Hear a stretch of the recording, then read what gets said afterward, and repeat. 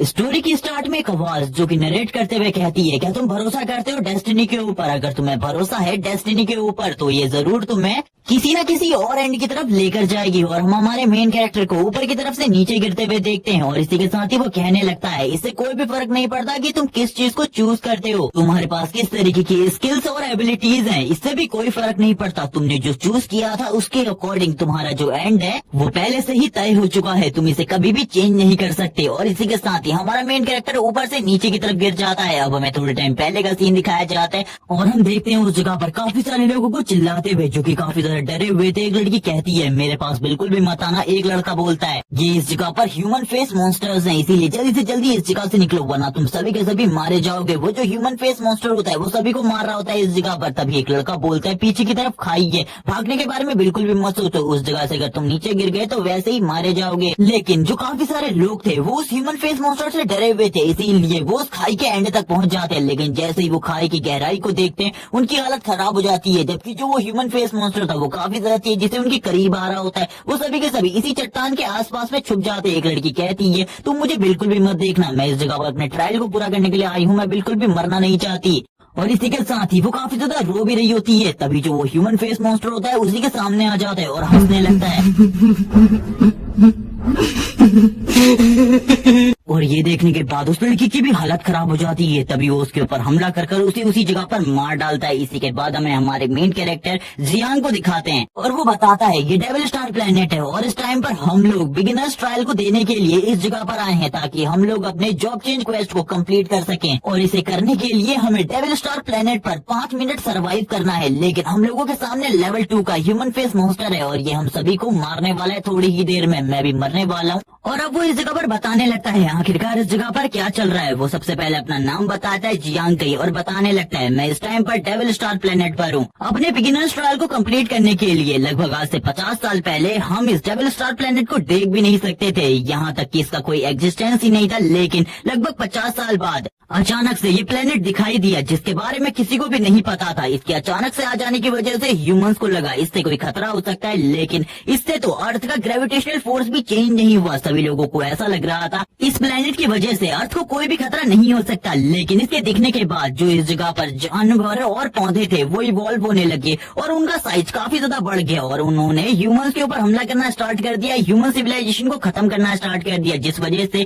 काफी सारी सिटीज तबाह हो गई, काफी सारे ह्यूमंस मारे गए। और ह्यूमंस के किसी भी अटैक का इन मॉन्स्टर्स के ऊपर कोई भी असर नहीं होता था। ह्यूमन सिविलाइजेशन कभी भी इन मॉन्स्टर का सामना नहीं कर सकती थी क्योंकि ह्यूमंस काफी ज्यादा कमजोर थे इन मॉन्स्टर्स के सामने और ये मॉन्स्टर्स लगातार ह्यूमन सिविलाइजेशन को तबाह करते जा रहे थे। आर्मी भी इस जगह पर कुछ नहीं कर पा रही थी, लोग मर रहे थे। लेकिन एक दिन एक टेलीपोर्टेशन पोर्टल ओपन हुआ डेविल स्टार प्लेनेट के लिए। ह्यूमन इसके जरिए डेविल स्टार प्लेनेट पर जा सकते थे और उस जगह से पावर को लेकर अर्थ पर वापस आ सकते थे। लेकिन इसमें काफी सारे खतरे थे क्योंकि डेविल स्टार प्लेनेट के जो मॉन्स्टर थे उनका पावर रैंक काफी ज्यादा हाई था। उस जगह पर ह्यूमन के लिए सरवाइव करना काफी ज्यादा मुश्किल था। लेकिन अर्थ को बचाने के लिए, ह्यूमैनिटी को बचाने के लिए काफी सारे ह्यूमंस डेविल स्टार प्लेनेट पर गए ताकि वो उस जगह से पावर को हासिल कर वापस अर्थ पर आ सके और जितने भी डिमोनिक मॉन्स्टर है उन सभी को मार सके। लेकिन जितने लोग डेविल स्टार प्लेनेट पर जाते थे पावर हासिल करने के लिए, उनमें से खाली 1% लोग ही जॉब चेंज क्वेस्ट को कंप्लीट कर पाते थे और पावर्स हासिल कर पाते थे, जिसके बाद उन सभी को जॉब चेंजर कहा जाने लगा। और जितने भी जॉब चेंजर है वो अर्थ पे काफी ज्यादा पॉपुलर है क्योंकि उनके पास कुछ इस तरीके की पावर्स होती थी जिसके बारे में ह्यूमन सिविलाइजेशन को कुछ भी नहीं पता था। उनके लिए जितने भी जॉब चेंजर थे वो सभी के सभी गॉड की तरफ से भेजे गए प्रोटेक्टर थे और जो जितने भी जॉब चेंजर थे वो सभी के सभी डेविल स्टार प्लेनेट से पावर हासिल करते और अर्थ पर वापस आकर जितने भी डिमोनिक बीस्ट या फिर मॉन्स्टर मौजूद है उन सभी का सामना किया करते थे। लेकिन उनके लिए भी ये चीजें काफी ज्यादा मुश्किल होती थी क्योंकि जो मॉन्स्टर है वो भी धीरे धीरे कर पावरफुल बनते जा रहे। जॉब चेंजर के लिए ये ज्यादा कोई मुश्किल टास्क नहीं होता एक मॉन्स्टर का सामना करना, लेकिन एक ऐसे ह्यूमन के लिए जिसके पास कोई भी एबिलिटी नहीं है उसके लिए डेविल स्टार प्लेनेट पर 5 मिनट सर्वाइव करना ये बहुत ज्यादा बड़ी बात है क्योंकि 5 मिनट सर्वाइव करना बहुत ज्यादा मुश्किल होता है। उस जगह पर तुम 1 मिनट भी सर्वाइव नहीं कर सकते। और इसी के साथ ही हम देखते हैं उस ह्यूमन फेस मॉन्स्टर को जिसने सभी के सभी ह्यूमंस को उस जगह पर मार दिया था। जियांग अकेला बचा होता है, वो कहने लगता है मैं इस तरीके से बिल्कुल भी नहीं मर सकता, मैं इस जगह पर अपनी फैमिली की होप को इस तरीके से बर्बाद होते हुए नहीं देख सकता। वो अभी भी उसी मॉन्स्टर की तरफ देख रहा होता है। वो मॉन्स्टर धीरे धीरे कर जियांग की तरफ आगे बढ़ रहा था। जियांग को भी काफी ज्यादा डर लग रहा होता है और इसी के बाद ही वो जियांग वाले स्टोन के काफी ज्यादा करीब आ जाता है और उस जगह पर हंसते हुए जियांग के ऊपर हमला करने के लिए आगे बढ़ता है। जियांग बोलता है मेरे पास दो रास्ते हैं, या तो मैं इस खाई से नीचे कूद जाऊं या फिर मैं इस मॉन्स्टर का सामना करूं। मैं इस मॉन्स्टर का सामना कभी भी नहीं कर सकता, मेरे लिए ये इम्पॉसिबल है, लेकिन मेरी फैमिली की पूरी होप मेरे ऊपर है, क्योंकि मैंने जब अपनी बहन और अपने भाई को इसके बारे में बताया था कि मैं जॉब चेंजर बनना चाहता हूँ, तो मेरी छोटी बहन मेरे लिए काफी ज्यादा एक्साइटेड थी और इसी के साथ ही उसने काफी ज्यादा काम किया ताकि वो मेरे लिए पैसे इकट्ठा कर सके। लेकिन इसमें उसे काफी सारी प्रॉब्लम का सामना करना पड़ा, जबकि जो मेरा बड़ा भाई था उसकी एक किडनी फेल है, लेकिन इसके बावजूद उसने अपना इलाज नहीं करवाया, मेरे लिए लगातार मेहनत करता रहा। अब मुझे कुछ भी कर 2 महीने बाद उस जगह पर वापस जाना है ताकि मैं अपने भाई का इलाज करा सकूं और मुझे इस जगह पर सरवाइव करना होगा 5 मिनट के लिए ताकि मैं अपनी जॉब चेंज क्वेस्ट को कंप्लीट कर सकूं। और ये कहने के साथ ही अब जियांग इस जगह से भागना स्टार्ट हो जाता है। ये देखकर वो मॉन्स्टर भी हैरान था, लेकिन तुरंत ही उसके हाथ में जो स्टिक होती है वो उसे थ्रो कर देता है सामने की तरफ। ये देखकर जियांग भी हैरान था और वो कहता है इसने तो मेरे ऊपर अचानक से हमला कर दिया, मैंने इसके बारे में बिल्कुल भी नहीं सोचा था। लेकिन वो अपने फुल स्पीड से भाग रहा था जिसमें उसे काफी ज्यादा तकलीफ भी हो रही थी क्योंकि इससे पहले उसके पैर में चोट लग चुकी थी। लेकिन तुरंत ही जो वो मॉन्स्टर की स्टिक होती है वो काफी ज्यादा तेजी से जियांग के करीब आ जाती है। जियांग की नजर भी उसी पे होती है। तभी जियांग देखता है उसके कंधे पर आकर वो स्टिक लगती है और तुरंत ही उसे घायल करते हुए नीचे की तरफ गिराने लगती है। जियांग कहता है मेरी कहानी पूरे तरीके से एंड हो चुकी है, मैंने अपनी फैमिली की होप को पूरे तरीके से खत्म कर दिया। और हम देखते हैं जियांग को ऊपर की तरफ से नीचे गिरते हुए, और ये वही सीन था जो कि हमने एपिसोड के स्टार्ट में देखा था। वो मॉन्स्टर भी नीचे की तरफ जियांग को देख रहा होता है और जियांग इस जगह पर मर रहा होता है। इन सारी चीजों को भी वो देख रहा था, लेकिन जियांग को गुस्सा आ रहा था। वो इस जगह पर सरवाइव करना चाहता था कुछ भी कर, लेकिन जियांग की नजर वापस से ऊपर की तरफ पड़ती है। जैसे ही जियांग उस चीज को देखता है वो हैरान हो जाता है क्योंकि अब वो मॉन्स्टर अपने टेंटिकल को निकाल रहा था। जियांग के सामने एक स्क्रीन आती है और उसे बताया जाता है उसने अपनी जॉब चेंज क्वेस्ट को कंप्लीट कर लिया है और इसी के साथ ही उसे एक सीक्रेट प्रोफेशन मिला है जो कि लगभग 1 मिलियन में से एक बंदे को मिलता है। और ये बताने के साथ ही उसके सीक्रेट प्रोफेशन के बारे में बताया जाता है जो कि इस जगह पर एक गैम्बलर होता है। लेकिन इस टाइम तक जियांग पूरे तरीके से बेहोश हो चुका था। उसे ये सारी चीजें धुंधले धुंधले दिखाई दे रही थी, वो किसी भी चीज को साफ नहीं देख पाता। लेकिन उसके सामने लास्ट टाइम पर जो स्क्रीन आती है उस पर गैम्बलर लिखा हुआ था और इसी के साथ ही जियांग बेहोश हो जाता है। अब कुछ टाइम बाद का सीन दिखाते हैं। जियांग धीरे धीरे कर होश में आने लगता है। वो कहता है मैं जिंदा कैसे हूँ, उतनी ऊंची खाई से गिरने के बाद तो मुझे मर जाना चाहिए था, लेकिन मैंने सरवाइव कर लिया, ऐसा बिल्कुल भी नहीं हो सकता। उसे कुछ भी समझ में नहीं आ रहा होता और वो धीरे धीरे करके उठने की कोशिश करता है। तभी उसे याद आता है उसने इस जगह पर अपने जॉब चेंज क्वेस्ट को कंप्लीट कर लिया था, शायद से ये सब कुछ उसी की वजह से हुआ था। लेकिन तभी उसके सामने एक सिस्टम आने लगती है और वो सिस्टम उसके सामने आकर उसे बताती है तुमने जॉब चेंज क्वेस्ट को कंप्लीट कर लिया है और इसी के बाद तुम्हें एक सीक्रेट प्रोफेशन मिला है जो कि एक गैम्बलर का है। जियांग ये देखने के बाद काफी ज्यादा हैरान हो जाता है। तभी उसके सामने वो उसकी सिस्टम विंडो को ले आती है और उसे दिखाने लगती है सारी चीजों के बारे में। जियांग भी ये देखकर हैरान होता है कि उसने इस जगह पर जॉब चेंज क्वेस्ट को कंप्लीट कर दिया है और इसी के साथ ही जो उसका टैलेंट है वो किसी भी चीज को मल्टीप्लाई करने का है। लेकिन जियांग इन सारी चीजों को नहीं समझ पा रहा होता कि आखिरकार ये जो गैम्बलर टैलेंट है वो किस तरीके का है। वो सिस्टम उसे अच्छे तरीके से सारी चीजों के बारे में बता रही होती है और उसे ये भी बताती है उसके पास एक और टैलेंट है। जियांग ये सुनने के बाद हैरान होता है और कहने लगता है सभी के पास एक टैलेंट होता है लेकिन मेरे पास 2 टैलेंट है, मेरा दूसरा टैलेंट क्या है। ये सुनने के बाद ही जो इस जगह पर सिस्टम होती है वो बताने लगती है तुम्हारा दूसरा टैलेंट सुप्रीम क्रिटिकल है, इसका डैमेज 20,000 है और इसी के साथ ही इसके एक्टिव होने के रेट 0.1% है। और तभी वो उसकी सिस्टम स्क्रीन भी उसके सामने ले आती है जिस जगह पर उसके स्टैट पॉइंट्स होते हैं। जियांग जब अपने सारे के सारे स्टैट पॉइंट्स को देखता है वो काफी ज्यादा हैरान होता है क्योंकि एक नॉर्मल अवेकनर के पास खाली 30 स्टैट पॉइंट्स होते हैं जबकि जियांग के पास 36 स्टैट पॉइंट्स थे। वो कहने लगता है ऐसा ये मेरे गैम्बलर टैलेंट की वजह से, क्योंकि उसमें इसी तरीके की कुछ चीजें लिखी हुई थी। जब मैं लेवल 2 पर जाऊंगा मुझे 20 स्टैट पॉइंट्स मिलेंगे जबकि नॉर्मल अवेकनर को 10 स्टैट पॉइंट्स मिलते हैं। और वो इन्हीं सारी चीजों की बात कर रहा होता है और अपने स्टैट विंडो में बाकी सारी चीजों को देख रहा होता है। खुश होते हुए कहता है मैं तो इस जगह पर काफी ज्यादा अमेजिंग हूँ, मैंने बिल्कुल भी नहीं सोचा था मैं एक सीक्रेट टैलेंट को अवेक कर पाऊंगा, लेकिन अभी भी मेरे पास कोई भी पावर्स एंड एबिलिटी नहीं है। तभी उसकी नजर पड़ती है सामने एक स्टिक के ऊपर जो कि उसे ह्यूमन फेस मॉन्स्टर ने जियांग को मारने के लिए उसके ऊपर फेंकी थी। अब जियांग इस जगह पर कहता है अगर मुझे दोबारा से कोई इस तरीके का मॉन्स्टर दिखता है तो मैं उसे खुद अपने हाथों से मार डालूंगा। और ये कहने के साथ ही वो इस स्टिक को उठा लेता है और बोलता है चलो ठीक है, आज से ये मेरा वेपन है।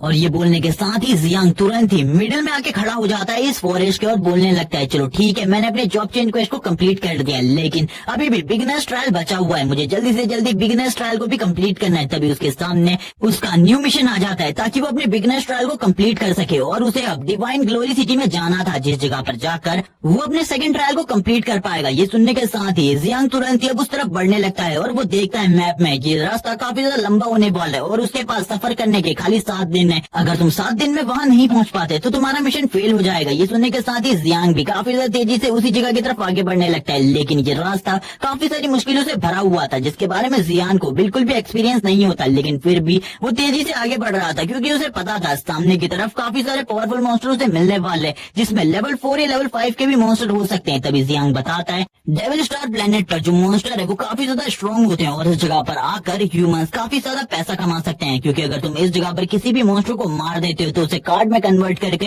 अर्थ में वापस ले जा सकते हो, एकदम गेम की तरह। और वो इसी तरीके की बातें कर रहा होता है और वो इसी के साथ ही कहता है लेकिन इस जगह पर जितने भी मॉन्स्टर हैं वो काफी ज्यादा स्ट्रॉन्ग होते हैं। सामने की तरफ से उसे कुछ चिल्लाने की आवाज आ रही होती है और काफी सारा फोर्स भी महसूस हो रहा था। तभी जियांग कहता है ये आवाज तो उसी की होनी चाहिए, मुझे ऐसा ही लगता है वो इसी जगह पर मौजूद है। तभी हम एक सांप को देखते हैं जो कि काफी ज्यादा तेजी से एक के ऊपर हमला कर रहा होता है और ये और कोई नहीं बल्कि जू होता है जो कि जियांग का बचपन का दोस्त है और इसने भी इस जगह पर जॉब चेंज क्वेस्ट को कंप्लीट कर लिया। ये लगातार पंचेस मारे जा रहा होता है और कहने लगता है मैं काफी ज्यादा डरा हुआ हूँ, प्लीज इस जगह पर मुझे कोई बचाने के लिए आओ। जियांग के ऊपर की तरफ से सारी चीजों को देख रहा था, वो कहने लगता है इन स्नेक्स का वेनम इतना ज्यादा खतरनाक होता है, अगर ये इस जगह पर उन ह्यूमन फेस मॉन्स्टर को भी काट ले जो कि लेवल 2 पर है वो भी इस जगह पर मारे जाएंगे इसके वेनम की वजह से। तभी पीछे की तरफ से जियांग चिल्लाते हुए कहता है झू तुम्हें इस जगह पर डरने की जरूरत नहीं है, मैं इस जगह पर आ गया हूँ तुम्हारी मदद करने के लिए। और वो अपने वेपन को लेकर आगे की तरफ बढ़ने लगता है उन स्नेक्स को मारने के लिए। ये देखकर झू भी काफी ज्यादा हैरान होता है, वो डर भी चुका था जियांग को इस जगह पर देखकर, क्योंकि उसे पता था जियांग भी इतना ज्यादा स्ट्रॉन्ग नहीं है और एक स्नेक ने झू को लगभग काट ही लिया था, जिसके बाद झू इस जगह पर बिल्कुल भी नहीं बचने वाला था। लेकिन जो जियांग होता है वो अपने हाथ में पकड़े हुए वेपन को काफी ज्यादा तेजी से सामने की तरफ फेंकता है और वो वेपन सीधा जाकर उस सांप को लगता है और हम देखते हैं वो सांप इसी जगह पर मारा जाता है। ये देखकर झू भी काफी ज्यादा हैरान होता है और बोलता है ये तो काफी ज्यादा अमेजिंग था, मैंने इसके बारे में कभी भी नहीं सोचा था। जियांग कहने लगता है जल्दी उस जगह से निकलो क्योंकि इस जगह पर 3 सांप है और इन सभी का सामना करने के लिए मैं इस जगह पर रुकता हूँ। अब वो इनके साथ फाइट करने लगता है। इन सांपों की रिएक्शन स्पीड काफी ज्यादा फास्ट होती है जिस वजह से उसे काफी ज्यादा प्रॉब्लम का सामना करना पड़ रहा था। जू जियांग को बताता है इनकी रिएक्शन स्पीड काफी ज्यादा तेज है, तुम इनसे बिल्कुल भी नहीं बच पाओगे, इसीलिए तुम इस जगह से भाग जाओ, मेरे बारे में चिंता बिल्कुल भी मत करो। वैसे भी मैं इस जगह पर पहले से ही काफी ज्यादा डरा हुआ था और इनको मैंने अपनी तरफ अट्रैक्ट किया है, इसीलिए तुम चले जाओ। लेकिन जियांग उनके सारे के सारे हमलों को डॉज कर तुरंत ही अपने वेपन के पास पहुंच जाता है। ये देखकर वो पूरे तरीके से हैरान था। तभी इस जगह पर वापस से जियांग कहने लगता है मेरे बारे में चिंता करने की जरूरत नहीं है, अगर तुम इस जगह पर मेरी हेल्प करना चाहते हो तो करो इस जगह पर और इन लोगों को अपनी तरफ अट्रैक्ट करो ताकि मैं इनके ऊपर हमला कर इन्हें मार सकूं। अब उसकी ऐसी बात सुनकर वो इस जगह पर उन मॉन्स्टर्स को अपनी तरफ अट्रैक्ट करने लगता है, जबकि जियांग पीछे की तरफ से उनके ऊपर हमला कर उन्हें मार रहा था। अब थोड़े टाइम बाद का सीन दिखाया जाता है जब तक उन सभी ने मिलकर सारे के सारे स्नेक्स को इस जगह पर मार दिया था। ये देखकर तो काफी ज्यादा हैरान होता है जो और कहता है इसने अकेले ही 3 स्नेक्स को मार दिया, मुझे बिल्कुल भी नहीं लगा था इसका टैलेंट इतना ज्यादा अच्छा होगा। तभी जियांग अपनी सिस्टम स्क्रीन की तरफ देखने लगता है और उसे पता चलता है उसका जो एक्सपीरियंस है वो 3% बढ़ चुका है। ये देखकर वो खुश होता है। तभी उसका सिस्टम ये भी कहता है तुम्हें इस जगह पर अभी भी 97% की जरूरत और है लेवल 2 में जाने के लिए। जियांग कहता है इसके बारे में मुझे बताने की जरूरत नहीं है। जो जियांग के करीब आ जाता है उसे गले लगाते हुए कहता है थैंक्स इस जगह पर मेरी मदद करने के लिए, और वो उसे पकड़ कर इस जगह पर उसकी सारी की सारी हड्डियों को तोड़ने वाला था। जियांग कहता है मुझे छोड़ो, इस जगह पर तुमने मेरी सारी की सारी हड्डियों को तोड़ दिया है, मुझे बताओ आखिरकार तुम्हारा टैलेंट क्या है। तभी वो इसी के साथ ही बताता है वो एक मार्शल आर्टिस्ट है। जियांग ये सुनकर काफी ज्यादा हैरान होता है क्योंकि मार्शल आर्ट टैलेंट बहुत ज्यादा रेयर है और जो टॉप 5 टैलेंट्स की रैंकिंग है उसमें ये 5th नंबर पर आता है। जियांग कहता है लेकिन तुम्हारे पास आखिरकार ये चीज कैसे आई, यानी कि मार्शल आर्ट टैलेंट हासिल करने के लिए तुम्हें किसी न किसी ऐसी चीज की जरूरत है जो कि मार्शल आर्ट से रिलेटेड हो और उन सभी चीजों को खरीदने के लिए काफी ज्यादा पैसा लगता है। तुम्हारे पास जरूर स्टार्टिंग में कोई ना कोई ऐसी चीज होगी जिसकी वजह से तुम्हारा मार्शल आर्ट टैलेंट अवेक हुआ। अब हमें बताया जाता है इस वर्ल्ड में अगर टैलेंट अवेक करने के लिए तुम्हें कोई ना कोई ऐसी चीज खरीदनी होती है जिसकी हेल्प से इस जगह पर तुम्हारा टैलेंट अवेक हो सके, और उनकी कीमत काफी ज्यादा हाई होती है और उनको खरीदना भी काफी ज्यादा मुश्किल होता है। वो बस एक कार्ड की तरह होती है, लेकिन फिर भी उसकी कीमत बहुत ज्यादा होती है। अगर एक मार्शल आर्टिस्ट की बात की जाए तो उसके लिए 40 मिलियन देने पड़ते हैं, और 40 मिलियन कीमत काफी ज्यादा होती है। और वो इन्हीं सारी चीजों के बारे में बात करने लगता है और वो दूसरे टैलेंट्स के बारे में भी बताता है, लेकिन वो अपने बारे में बताते हुए कहता है कि उसको इन सारी चीजों को खरीदने में काफी ज्यादा पैसा लगा था, लेकिन मुझे ये नहीं पता आखिरकार मेरे पास ये सीक्रेट टैलेंट कैसे आया, क्योंकि मेरे पास तो ये चीज होनी ही नहीं चाहिए थी। लेकिन हम देखते हैं जियांग और जू एक दूसरे से बात कर रहे होते हैं। जियांग उससे कहता है मुझे इस जगह पर बताओ आखिरकार तुम्हारे पास 40 मिलियन कहाँ से आए जिस वजह से तुम्हारे पास ये टैलेंट आया। जू कहने लगता है इसके बारे में मैं तुम्हें बाद में बताऊंगा, अभी इसे बताने का बिल्कुल भी टाइम नहीं है। तब तक का तुम्हारे सामने जो ये स्नेक्स पड़े इनको अपने पास संभाल कर रख लो, क्योंकि बाद में तुम इनको बेच सकते हो और इसको बेचकर तुम्हारे पास काफी ज्यादा पैसा आ जाएगा, और शायद से तुम्हारे भाई का इलाज भी इसके बाद हो जाए। जैसे ही जियांग इन चीजों को सुनता है वो तुरंत ही उस स्नेक के ऊपर टच करता है। उसकी सिस्टम विंडो से बताती है तुम एक कार्ड के रूप में इसे रख सकते हो अपने पास, और बाद में जब भी तुम्हें इसकी जरूरत पड़ेगी तुम इसे बाहर निकाल कर यूज कर सकते हो। इसके लिए जियांग भी मान जाता है और कहने लगता है ये चीज काफी ज्यादा ठीक है। और अब इसी के साथ ही वो दोनों इस जगह से आगे बढ़ने लगते हैं, लेकिन तभी उन लोगों को झाड़ियों से कुछ आवाजें आने लगती है। कोई उन दोनों से कहता है मैं भी तुम्हारे साथ डिवाइन ग्लोरी सिटी में आना चाहती हूँ, प्लीज मेरी हेल्प करो। और ये एक लड़की होती है जिसे देखकर जू तो काफी ज्यादा घबरा जाता है। जियांग जू के सामने आते हुए कहता है आखिरकार तुम कौन हो। तभी वो लड़की बताती है मेरा नाम सू है और मैंने भी बिगिनर्स ट्रायल में पार्टिसिपेट किया है, और मैं भी इस जगह पर आई हूँ बिगिनर्स ट्रायल को कंप्लीट करने के लिए, प्लीज मेरी हेल्प करो। और वो इस जगह पर उन दोनों से हेल्प मांगने लगती है। जियांग किसी के साथ ही इसके लिए मना कर देता है और बोलने लगता है हम किसी भी के साथ भी टीमिंग नहीं कर सकते, इसीलिए तुमको इस जगह से चले जाना चाहिए और किसी और के साथ मिलकर टीमिंग करनी चाहिए। सू इसके साथ ही माफी मांगने लगती है और कहती है प्लीज मेरे पे बिलीव करो, मैं अकेले नहीं रह सकती क्योंकि मेरे पास हीलिंग टैलेंट है और मैं किसी भी मॉन्स्टर के साथ फाइट नहीं कर सकती, प्लीज मेरी मदद करो। तुम जो भी कहोगे मैं वो करूंगी इस जगह पर, और मैं तुम लोगों की पूरी मदद करूंगी। मैं इस स्नेक का वेनम भी निकाल सकती हूँ। इसी के साथ ही हम देखते हैं जियांग को जो कि सोच रहा होता है। जू कहने लगता है तुम्हें इसे अपनी टीम में रख लेना चाहिए, हम लोगों को एक हीलर की वैसे भी जरूरत है। जियांग सोचने लगता है हाँ हम लोगों को सही में हीलर की जरूरत है, क्योंकि अगर दोबारा से हमारा उन ह्यूमन फेस मॉन्स्टर के साथ सामना होता है तो हम बिल्कुल भी नहीं जीत सकते, इसीलिए हमको एक हीलर की जरूरत है। इसीलिए वो तुरंत ही इस लड़की को अपनी टीम में रख लेता है और बोलने लगता है तुम अगर इस जगह पर हमारे साथ अच्छे तरीके से रहती हो तो हम तुम्हारी भी प्रोटेक्शन करेंगे। लेकिन तुरंत ही हम जू को देखते हैं जो कि जियांग के पास आकर कहता है तुम इस लड़की को पसंद करते हो शायद से, इसीलिए तुम इतनी आसानी से एग्री हो गए इस लड़की को अपनी टीम में रखने में। सीन शिफ्ट होता है, सीन दिखाया जाता है अर्थ का जियांगजोंग सिटी बेस नंबर 18, जिस जगह पर एक प्रोफेसर जिसका नाम ली है वो इन सारी की सारी रिपोर्ट्स को देख रहा होता है और वो तुरंत ही सू की सिस्टर को इसके बारे में बताता है कि जो तुम्हारी बहन है उसने टीमिंग कर ली है कुछ लोगों के साथ। ये देखकर तो वो भी काफी ज्यादा हैरान होती है और कहने लगती है मैंने अपनी बहन को बताया था उस जगह पर किसी के साथ भी टीमिंग ना करे, लेकिन उसने ऐसा क्यों किया। तभी वो पूछती है क्या जो मेरी बहन है इस जगह पर वो पूरे तरीके से ठीक है। प्रोफेसर ली बताते हैं वो पूरे तरीके से ठीक है, लेकिन मुझे उसके टैलेंट के बारे में पता है, उसके पास हीलिंग टैलेंट है जिस वजह से उसने टीमिंग करी है। तभी प्रोफेसर ली और भी सारी चीजों को चेक करने लगता है और कहता है कुछ गड़बड़ है, मुझे कुछ गड़बड़ दिखाई दे रही है। ये सुनने के बाद यीशु की बहन कहती है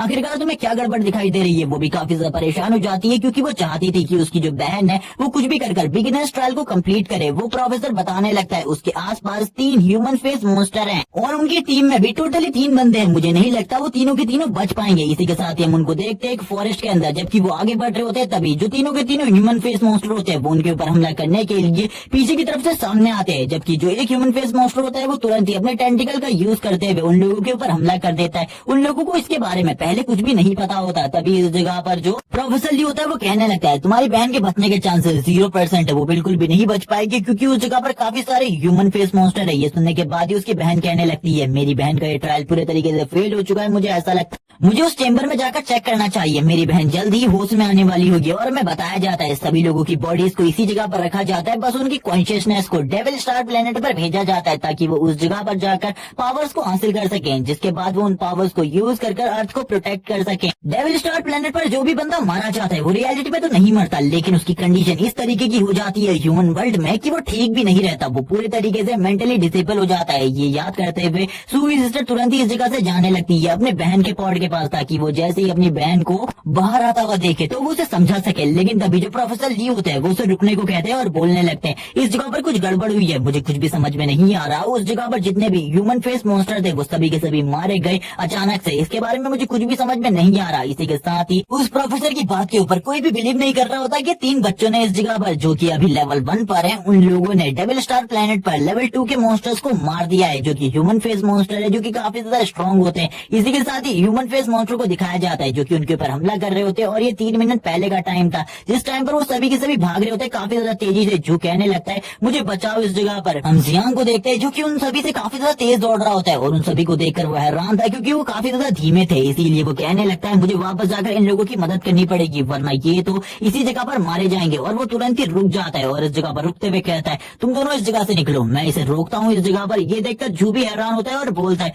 तुम्हें इस चीज को नहीं करना चाहिए, मैं भी इस जगह पर रुकूंगा तुम्हारे साथ इसे रोकने के लिए, तुम जल्दी से हमारे साथ आओ। तभी इस जगह पर जियांग बोलता है नहीं, अगर तुम भी इस जगह पर रुकोगे तो तुम भी मेरे साथ मारे जाओगे, इसीलिए तुम्हें चिंता करने की जरूरत नहीं है, मैं इस जगह पर सारी की सारी चीजों को संभाल लूंगा, बिल्कुल भी मत डरो इन सारी चीजों से। और तुरंत ही हमला करने के लिए आगे बढ़ता है उस ह्यूमन स्कर्ज मॉन्स्टर के ऊपर ताकि वो उस ह्यूमन स्कर्ज मॉन्स्टर को मार सके। और तुरंत ही उसके फेस के ऊपर हमला करता है और बोलता है शायद से इसे मर जाना चाहिए मेरे एक अटैक के साथ, क्योंकि मैंने इसमें अपने फुल पोटेंशियल को यूज किया है। लेकिन वो ये देखकर हैरान हो जाता है कि वो जो ह्यूमन स्कर्ज मॉन्स्टर है उसके ऊपर बस थोड़ा बहुत ही डैमेज पड़ा है, जिसके साथ ही वो पीछे की तरफ चला जाता है और जोर जोर से चिल्लाना स्टार्ट कर देता है वापस से। और जियांग को भी दूसरा मॉन्स्टर पीछे की तरफ फेंक देता है और जियांग एक चट्टान से टकराने के बाद पूरे तरीके से घायल हो जाता है और अब उसके पास बिल्कुल भी एनर्जी नहीं बची थी फाइट बैक करने की। वो कहता है शायद से मेरा एंड टाइम आ चुका है, मेरी डेस्टिनी इसी जगह पर खत्म होने वाली है। वो ह्यूमन स्कर्ज मॉन्स्टर काफी ज्यादा तेजी से जियांग की तरफ आगे बढ़ने लगते हैं जियांग को मारने के लिए। अपने एंड को जियांग सामने की तरफ से देख रहा होता है। तभी हम सू को देखते हैं जो कि इन सारी चीजों को देखकर रोने लगती है और कहती है वो मरने वाला है, मुझे उसकी मदद करने के लिए उस जगह पर जाना चाहिए। जो घबरा रहे होते हैं, उसकी पूरी की पूरी बॉडी शेक कर रही थी। वो कहता है वो मेरा बचपन का दोस्त है, मुझे उस जगह पर जाकर उसकी मदद करनी होगी, अगर मैंने उसकी मदद नहीं करी तो मैं इस जगह पर डरपोक कहलाऊंगा। सीन शिफ्ट होता है, अर्थ का सीन दिखाया जाता है जू के घर पर। जू की मॉम किसी बड़े इंसान से बात कर रही होती है और उनसे कहती है आपको जू को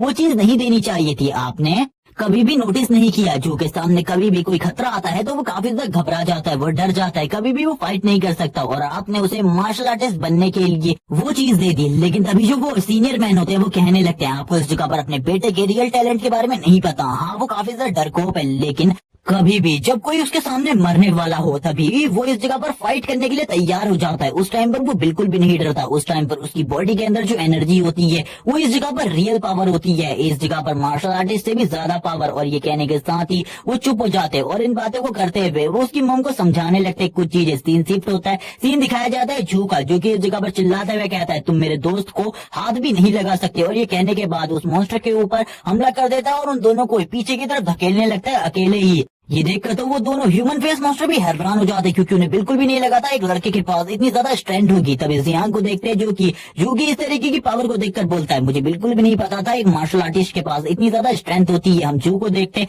जो कि डर भी रहा था लेकिन फिर भी वो फाइट बैक कर रहा होता है और फाइट करते हुए उन मॉन्स्टर को मार रहा था। जियांग बोलने लगता है क्या जू के पास इतनी ज्यादा स्ट्रेंथ है कि वो एक ही पंच के साथ इन सभी को नॉकआउट कर सके एक ही बार में। और जू अपनी फुल पावर को यूज करते हुए उन मॉन्स्टर के ऊपर पंचेस मारने लगता है। जू का हर पंच इतना ज्यादा स्ट्रॉन्ग था कि उन मॉन्स्टर की बॉडी के ऊपर भी काफी ज्यादा खतरनाक डैमेज पड़ रहा होता है। ये देखकर जियांग भी हैरान था लेकिन वो कुछ भी नहीं कर पाता। उसकी पूरी की पूरी बॉडी से ब्लड निकल रहा होता है, वो चिल्ला रहा होता है क्योंकि उसे काफी ज्यादा चोट लगी थी। जबकि हम देखते हैं इस जगह पर जू को जिसने एक स्कर्ज मॉन्स्टर को मार दिया था। तभी इस जगह पर जो जियांग होता है उसकी बॉडी हील होने लगती है। ये देखकर वो भी हैरान हो जाता है। तभी वो पीछे की तरफ सू को देखता है, वो सू से कहने लगता है तुम इस जगह पर क्या कर रही हो, तुम दोनों को इस जगह से चले जाना चाहिए, अपनी जान बचाने के बारे में सोचो, मेरे बारे में बिल्कुल भी मत सोचो, सबसे पहले अपने बारे में सोचो। ये कहने के साथ ही वो उन दोनों को यहाँ से जाने को कहता है लेकिन सू बोलती है मैं इस जगह से कहीं भी नहीं जाने वाली। और वो अपने फादर के साथ हुए एक इंसिडेंट को बताते हुए कहती है जब मेरे फादर अर्थ को प्रोटेक्ट करने के लिए काफी सारे मॉन्स्टर्स का सामना कर रहे थे, वो मॉन्स्टर काफी ज्यादा पावरफुल थे जबकि बाकी जितने भी सुपर ह्यूमन सुपर पावर वाले लोग उस जगह पर मौजूद थे वो सभी उस जगह से भाग चुके थे। मेरे फादर ने एंड टाइम तक उस जगह पर फाइट करी, वो काफी ज्यादा जख्मी हो गए थे, उन्हें एक हीलर की जरूरत थी, उनका हीलर भी उस जगह से भाग चुका था जिस वजह से उनकी जान चली गई। और मैं इस गलती को बिल्कुल भी नहीं दोहराने वाली, जबकि मेरे पास हीलिंग टैलेंट है, मैं उन सभी को हील करूंगी जो कि घायल हो गए, इसके बारे में बिल्कुल भी मत सोचो। वो तुरंत ही जियांग को हील कर देती है। जियांग जैसे हील होता है वो कहने लगता है तुमने इस जगह पर मुझे पहले भी कहा था कि तुम हमें बिल्कुल भी धोखा नहीं दोगे, सही में तुम इस जगह पर विश्वास के लायक हो। जियांग हील होने के साथ ही कहने लगता है चलो ठीक है, अब मुझे भी जू के साथ इस फाइट को ज्वाइन करना होगा। लेकिन उसे ये बिल्कुल भी नहीं पता था कि वो इस फाइट में टिक भी पाएगा या फिर नहीं। तभी उसकी नजर सामने की तरफ पड़ती है जहाँ पर जू उन दोनों के साथ ही फाइट कर रहा होता है और बैरियर्स बनाकर उन सभी के हमलों को रोक रहा था। ये देखकर वो भी हैरान हो जाता है क्योंकि उसे पता चल जाता है अगर वो तीनों के तीनों मिलकर भी फाइट करे तभी भी वो इस जगह पर इस फाइट को नहीं जीत सकते। लेकिन तभी उसे सू की एक बात याद आती है। सू ने कहा था वो इन स्नेक के पॉइजन को भी निकाल सकती है और वो उसके वेपन पर इस पॉइजन को लगाकर यूज कर सकता है। ये सुनने के साथ ही वो कहने लगता है चलो ठीक है, तुम इस जगह पर जू को हील भी करो और इसके साथ ही इस पॉइजन को भी बाहर निकालो। क्या इन कामों को तुम एक साथ कर सकती हो? इसी के साथ ही सू कहने लगती है मैं इसको देख सकती हूँ लेकिन मुझे नहीं पता मैं इसे सही तरीके से कर पाऊंगी या फिर नहीं। तभी जियांग बोलने लगता है ये इंपॉर्टेंट है इस टाइम के लिए, क्योंकि हम अगर फाइट करना चाहते हैं और जीतना चाहते हैं तो मुझे मेरे पॉइजन वेपन की जरूरत है ताकि मैं इन मॉन्स्टर को मार सकूं अपने पॉइजन वेपन की हेल्प से। और जू भी इस जगह पर ज्यादा टाइम तक इन मॉन्स्टर को नहीं रोक पाएगा अपनी पावर की हेल्प से। हम देखते हैं जियांग के हाथ में उस पॉइजन वेपन को, जबकि दूसरी तरफ जू को दिखाया जाता है जो कि अपनी फुल स्ट्रेंथ का यूज करते हुए उन दोनों के दोनों मॉन्स्टरों को रोके हुए था और इस जगह पर अपनी पूरी कोशिश करने के बावजूद अब वो इस चीज को ज्यादा टाइम तक नहीं कर सकता था। जबकि दूसरी तरफ से अभी भी जो सू होती है वो अपनी प्रोसेस को कंप्लीट कर रही होती है। जियांग इस जगह पर किसी चीज के बारे में सोचने लगता है और वो कहता है ये तो काफी ज्यादा अच्छी चीज है, अगर इसी तरीके से हम तीनों की टीम आगे बढ़ती रही हम काफी ज्यादा इजीली इन मॉन्स्टर को मार सकते हैं क्योंकि हमारे पास काफी ज्यादा स्ट्रॉन्ग टीम है।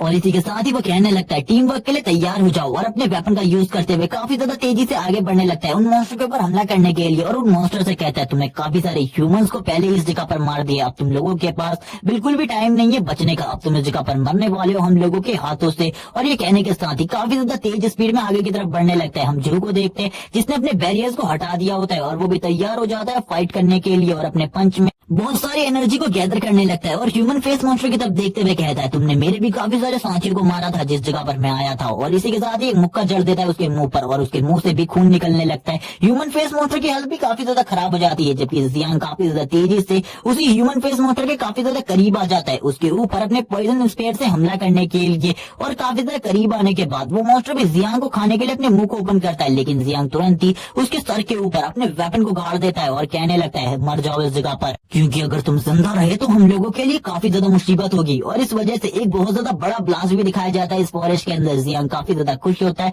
क्योंकि उसने इस जगह पर एक मॉन्स्टर को मार दिया था। जो इन सारी चीजों को देखकर खुश होते हुए कहता है ऐसा कैसे हो सकता है, तुमने इस जगह पर लेवल 2 के मॉन्स्टर को मार दिया, हम लोग तो काफी ज्यादा अमेजिंग है, इसी तरीके से हमारी टीम आगे बढ़ती रही तो काफी ज्यादा जल्दी हम लोग स्ट्रॉन्ग हो जाएंगे। एक ह्यूमन फेस मॉन्स्टर को मारते ही दूसरा जो ह्यूमन फेस मॉन्स्टर होता है वो काफी ज्यादा डर जाता है। वो तीनों के तीनों एक साथ आ जाते हैं और कहने लगते हैं चलो ठीक है, अब तो इस जगह पर बस एक ही बचा है, इस एक को संभालना हम लोगों के लिए काफी ज्यादा आसान है। और ये कहने के साथ ही अब फाइट वापस से स्टार्ट हो जाती है। वो तीनों के तीनों मिलकर अपनी पावर्स को एक साथ मिलाकर यूज करने लगते हैं। वो एक मॉन्स्टर ही इस जगह पर बचा था जिस वजह से उसके बचने के चांसेस अब काफी ज्यादा कम बचे थे और वो अकेले ही उस ह्यूमन फेस मॉन्स्टर को मार डालते हैं। ये देखने के बाद ही हमारा सीन शिफ्ट हो जाता है सू की सिस्टर के ऊपर। सू की सिस्टर भी इन सारी चीजों को देखकर हैरान होती है और कहने लगती है आखिरकार उन मॉन्स्टर्स को किसने मारा होगा। तभी इस जगह पर प्रोफेसर ली बताने लगते हैं आपकी बहन के पास हीलिंग टैलेंट है इसीलिए वो तो उन्हें नहीं मार सकती, लेकिन ये जियांग नाम का लड़का है इसके पास फाइटिंग एबिलिटी वाले टैलेंट्स हैं, इसीलिए मुझे ऐसा लगता है इसी ने उन दोनों मॉन्स्टर को मारा होगा। लेकिन इसका जो प्रोफेशन है वो अननोन है। ये देखकर तो वो सभी हैरान होते हैं और कहने लगते हैं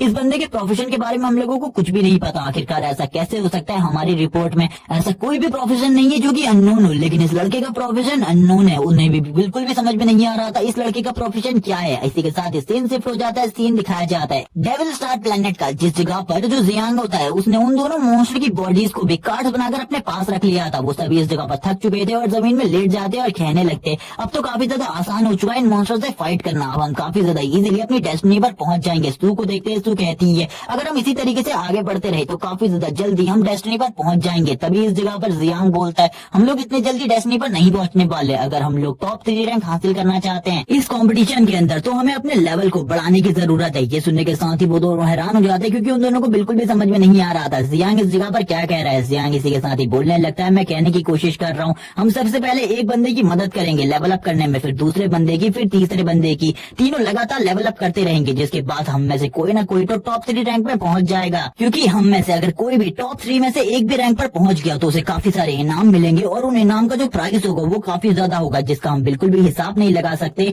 हमारे पास जितने भी मॉन्स्टर की बॉडीज है ये तो उसके सामने कुछ भी नहीं है। और ये बातें बताने लगता है उन सभी लोगों को और यहाँ पर उनसे कहता है अब यहाँ पर तुम दोनों के दोनों मेरे प्लान के हिसाब से चलोगे तो शायद से तुम भी टॉप 3 रैंक में से एक रैंक पर आ पाओगे। ये सुनने के बाद वो दोनों भी हैरान होते हैं और कहने लगते हैं आखिरकार हम लोगों को करना क्या होगा। अब रात का सीन दिखाते हैं। रात के सीन पर हम जू को देखते हैं। जू काफी ज्यादा डरा हुआ होता है और बोलने लगता है हमेशा तुम चारे के रूप में मुझे ही क्यों यूज करते हो? क्या तुम्हें सही में लगता है जो वो स्नेक मॉन्स्टर है वो मेरी तरफ आएंगे और मुझे काटने के लिए मेरी तरफ बढ़ेंगे? तब यहाँ पर वापस से जियांग बोलता है जरूर, वो तुम्हारे पास जरूर आएंगे। और हम देखते हैं जियांग की बात इस जगह पर सच होती है। दो स्नेक मॉन्स्टर उसकी तरफ बढ़ने लगते हैं। अब यहाँ पर वापस से जियांग बोलता है तुम्हें चिंता करने की जरूरत नहीं है, जैसे ही वो तुम्हें काटने वाले होंगे मैं उनके ऊपर हमला कर उन्हें मार डालूंगा। और वैसे भी दूसरी तरफ से सू तुम्हें हील कर रही है, वो तुम्हारी बॉडी से पॉइजन को भी निकाल सकती है। हम सू को देखते हैं जो कि तैयार बैठी थी, अगर इस जगह पर कुछ भी प्रॉब्लम होती है तो वो हील करने के लिए। इसी के साथ ही हम देखते हैं जो इस जगह पर जू होता है उसके ऊपर काफी सारे जो स्नेक मॉन्स्टर होते हैं वो लगातार हमला कर देते हैं, लेकिन उनको देखकर तुरंत ही बीच में आ जाता है जियान। और जियान लगातार उन स्नेक मॉन्स्टर के ऊपर हमला करते हुए उन सारे के सारे स्नेक मॉन्स्टर को मार देता है। जो इस जगह पर बच जाते हैं वो वापस से जियान की तरफ देखने लगते हैं। जियान कहता है तुम में से अब कोई भी बचकर नहीं जाने वाला, तुम सभी के सभी इस जगह पर मरोगे क्योंकि तुमने मेरे दोस्त के ऊपर हमला करने के बारे में सोचा कैसे?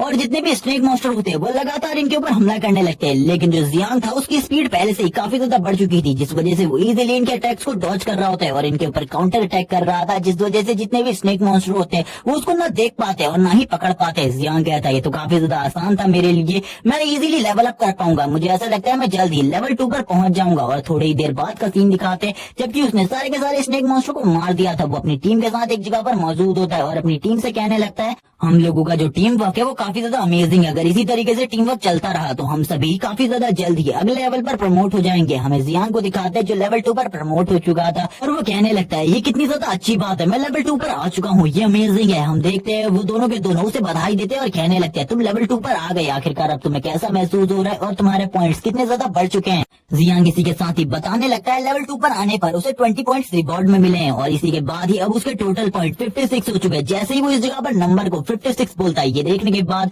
जो पूरे तरीके से हैरान हो जाता है और बोलने लगता है ऐसा कैसे हो सकता है, तुम्हारे पॉइंट 56 कैसे हो सकते? क्योंकि जॉब चेंज क्वेस्ट को कंप्लीट करने के बाद खाली 30 पॉइंट्स मिलते हैं और उसके बाद पर लेवल अप पर खाली 10 पॉइंट्स मिलते हैं, ऐसा बिल्कुल भी नहीं हो सकता। ये सुनने के बाद सू भी कहने लगती है तुम्हारे जो 56 पॉइंट है मुझे ऐसा लग रहा है ये लेवल 3 की पावर के बराबर है। जियांग इसी के साथ ही कहने लगता है ये मेरा एक सीक्रेट है, मेरा जो प्रोफेशन है वो इस जगह पर मेरे सारे के सारे रिवॉर्ड्स को डबल कर देता है, जिस वजह से मेरे पॉइंट इतने ज्यादा जल्दी इतने हो गए हैं और ये सारी चीजें मैं खाली तुम्हें बता रहा हूँ। ये सुनने के बाद सू कहती है ये तो काफी ज्यादा अमेजिंग है, जबकि जू इस जगह पर कहने लगता है बकवास, इस जगह पर मैं एक मार्शल आर्टिस्ट हूँ लेकिन ये एक बकवास है, इसके अलावा और कुछ भी नहीं है। जियांग के सामने तुरंत ही सिस्टम स्क्रीन आ जाती है। सिस्टम स्क्रीन उसे बताने लगती है वो लेवल 2 पर पहुंच चुका है और इसके लिए उसे बधाई हो और इसके बाद अब उसे लेवल 2 पर आने का रिवॉर्ड मिलने वाला है जो कि 2 न्यू स्किल्स हैं। ये सुनने के बाद ही वो हैरान हो जाता है और बोलता है 2 न्यू स्किल्स, ये तो काफी ज्यादा अमेजिंग है। और अब वो कहने लगता है शायद से ये भी मेरे उसी टैलेंट की वजह से है। ये सुनने के साथ ही झूठ बोलता है ये तो बकवास है, इस जगह पर सभी लोगों को एक स्किल मिलती है लेकिन इसको 2 स्किल्स मिलने वाली है।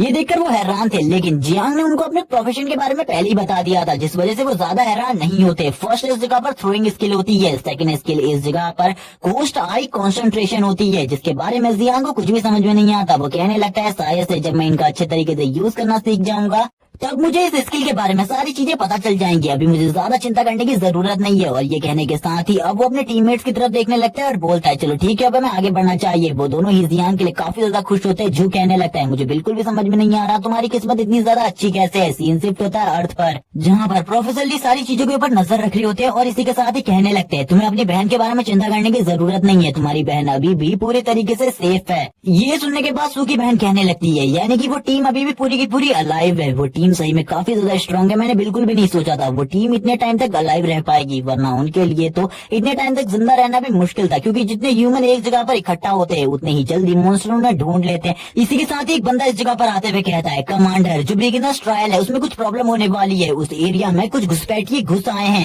हमें जैसी सीनियर से रिपोर्ट मिली है उसके अकॉर्डिंग कुछ स्टोरवेज को दूसरी कंट्रीज ने इस एरिया में भेज दिया है ताकि वो हमारे सारे के सारे लोगों को मार सके और वो बिल्कुल भी इवॉल्व ना हो पाए। और उनके बारे में ये बात काफी ज्यादा फेमस है, वो जितनी ज्यादा बेदर्दी से उन ह्यूमंस को मारते हैं उसके बाद उनका पागल होना या फिर मर जाना पूरे तरीके से तय है। इसी के बाद ही सुप्रीम कमांडर वही इस जगह पर आ जाते हैं और वो कहने लगते हैं ये सब कुछ दूसरी कंट्रीज वालों का प्लान है, ताकि जो हमारे पास सुपर ह्यूमंस है उनकी तादाद कम हो जाए और वो जल्दी हम लोगों के ऊपर हमला कर हमें मार सके। और वो ये सारी चीजें बता रहे होते हैं सू की सिस्टर को। सू की सिस्टर हैरान हो जाती है क्योंकि उसकी बहन भी उसी जगह पर मौजूद है। वो घबराते हुए कहती है मेरी बहन भी उस जगह पर मौजूद है, यानी कि अब क्या होने वाला है। उनको कुछ भी नहीं पता होता। कमांडर कहने लगते हैं मैं इसके बारे में कुछ भी नहीं जानता, वो लोग जरूर उनके ऊपर हमला करेंगे और उनको बहुत ज्यादा बेदर्दी के साथ मारेंगे। वापस से सू की बहन कहने लगती है मैंने सुना है उनके बारे में वो दूसरी कंट्रीज के ट्रायल ग्राउंड में जाकर उनके स्टूडेंट को इतनी ज्यादा बेदर्दी से मारते हैं कि वो लोग इस जगह पर वापस से जिंदा भी नहीं होना चाहते। और हमारे जो हाई पावरफुल लोग हैं वो भी उस जगह पर उनकी मदद के लिए नहीं जा सकते,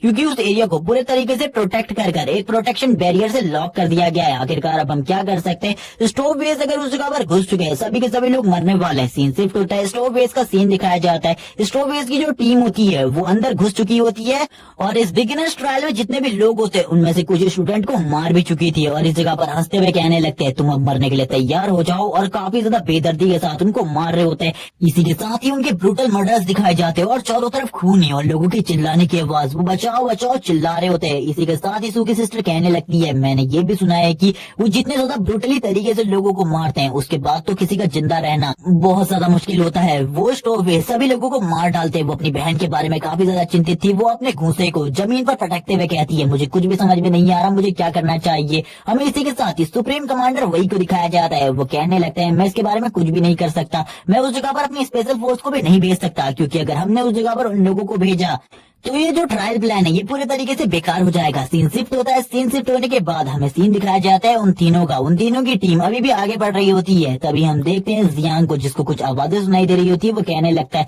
रुक जाओ इस जगह पर, मुझे कुछ आवाजें आ रही है, मुझे ऐसा लगता है हम लोगों के आसपास कोई ना कोई मॉन्स्टर मौजूद है। और वो वापस से अपने स्पेयर को पकड़ लेता है और इस जगह पर थ्रो करने के लिए तैयार हो जाता है। झूठ से कहने लगता है आखिरकार तुम क्या कर रहे हो, अंधेरे में निशाना लगाना नामुमकिन है, ये सब कुछ एक बेवकूफी है, इस तरीके की चीजें बिल्कुल भी नहीं करनी चाहिए तुमको। वो इसी के साथ ही जियांग की तरफ ही देख रहा होता है और कहने लगता है मैं भी देखना चाहता हूँ आखिरकार तुम क्या करते हो। इन दोनों का लेवल अभी भी 1 होता है। हम देखते हैं जियांग को जो कि इस जगह पर घोस्ट हाई कॉन्सेंट्रेशन को यूज करते हुए अपने स्पेयर को सामने की तरफ थ्रो करता है। इस बार उसके स्पेयर को थ्रो करने की पावर इतनी ज्यादा होती है कि जियांग के द्वारा थ्रो किया गया स्पेयर पूरे के पूरे फॉरेस्ट में एक बहुत बड़ी शॉक वेव को भी क्रिएट कर देता है। जियांग ये देखकर हैरान होता है, उसे भी समझ में नहीं आता ऐसा कैसे हुआ। लेकिन इसके बाद वो काफी ज्यादा तेजी से आगे बढ़ने लगते हैं वहां पर क्या हुआ ये देखने के लिए। जो कहने लगता है इसने अंधेरे में निशाना लगाया, लेकिन फिर भी इसे क्या लगता है क्या इस जगह पर उसने किसी मॉन्स्टर को मारा होगा, क्या ये बेवकूफी करने जा रहा है, मुझे तो कुछ भी समझ में नहीं आ रहा, क्या ये पागल हो गया है। वो अपने दोस्त के बारे में ये बातें करते हुए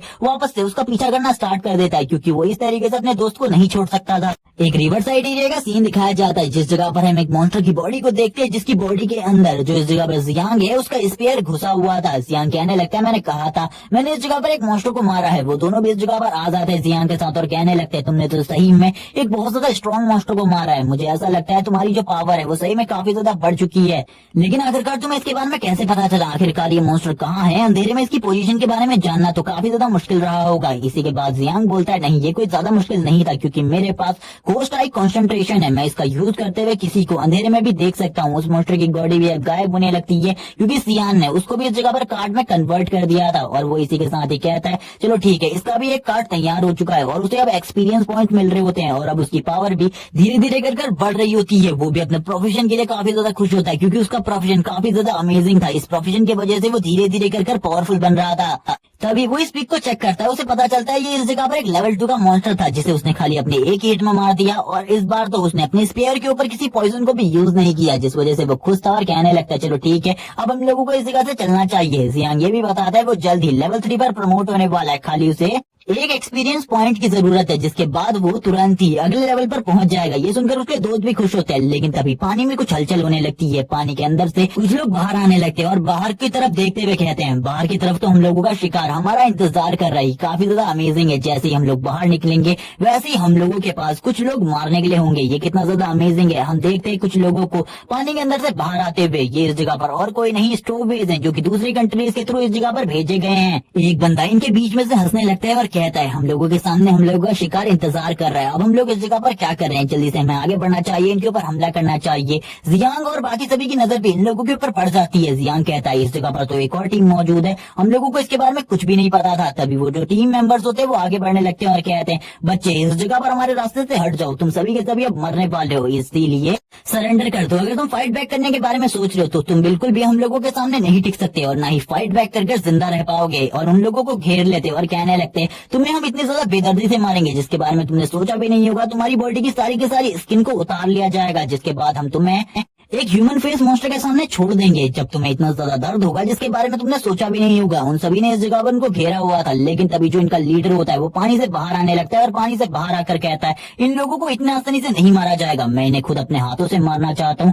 तभी जियांग की नजर भी उसी तरफ पड़ती है। वो बंदा इस जगह पर इविल तरीके से हंस रहा होता है और बोलता है इस जगह पर तुम लोग मुझे नहीं जानते, हम इस जगह पर स्टोव भेज दें और हम तुम्हें मारने के लिए आए हैं। और उसकी बॉडी से काफी ज्यादा किलिंग इंटेंट निकल रहा होता है और इसी के साथ ही डार्क एनर्जी भी। और वो बंदा धीरे धीरे कर आगे बढ़ रहा था। जैसे ही यहाँ पर सू स्टोवेज का नाम सुनती है वो कहती है ये तो वही लोग हैं जो कि दूसरी कंट्री के थ्रू कुछ ऐसे ट्रायल ग्राउंड में जाते हैं जिस जगह पर काफी सारे टैलेंटेड लोग होते हैं जिनके पास काफी ज्यादा स्ट्रॉन्ग स्ट्रेंथ होती है उनको मारने के लिए, और इनका मारने का तरीका काफी ज्यादा ब्रूटल होता है। वो अब इस जगह पर डर जाती है, उसकी बॉडी पूरे तरीके से शेक कर रही होती है। जो कहने लगता है मैंने इसके बारे में कभी भी नहीं सुना। जियान कहता है मैंने कौन सा इसके बारे में इससे पहले सुना है। हम सू को देखते हैं जो कि उन सभी के लेवल्स को चेक कर रही होती है। वो कहने लगती है इन सभी का लेवल 3 से अप है और इसी के साथ ही दो तो इस जगह पर लेवल 4 पर है और इसी के साथ ही एक बंदा जो कि लेवल 5 पर है। हम लोग इनके सामने बिल्कुल भी नहीं टिक सकते, ये लोग हमें इस जगह पर मार डालेंगे। इनका लीडर जो लेवल 5 पर है, हम तीनों मिलकर भी उस अकेले के सामने नहीं टिक सकते, वो हमारे सामने काफी ज्यादा स्ट्रॉन्ग है। अगले एपिसोड में इन सभी की फाइट हम देखने वाले जियांग के साथ, और हम ये भी देखेंगे कि जियांग, झू और सू इस जगह पर इनके सामने टिक पाएंगे या फिर वो तीनों के तीनों मारे जाएंगे।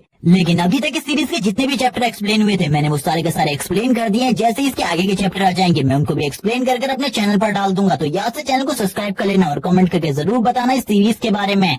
Okay bye guys.